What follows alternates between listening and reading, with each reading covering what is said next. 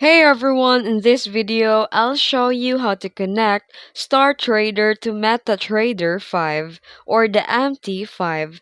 Let's get started. First, log in to StarTrader dashboard. From the left menu, go to the Accounts tab.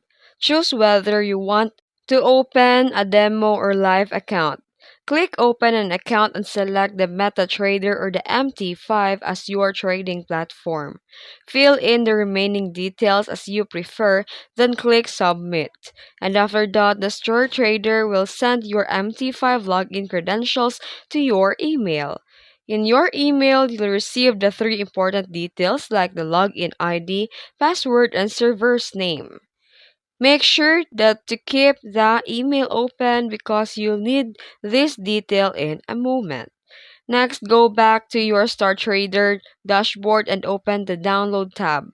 Download MetaTrader 5 for Windows, Mac, or more, whatever you prefer. And you can open the installer and click Next. And wait for a few seconds for the installation to complete.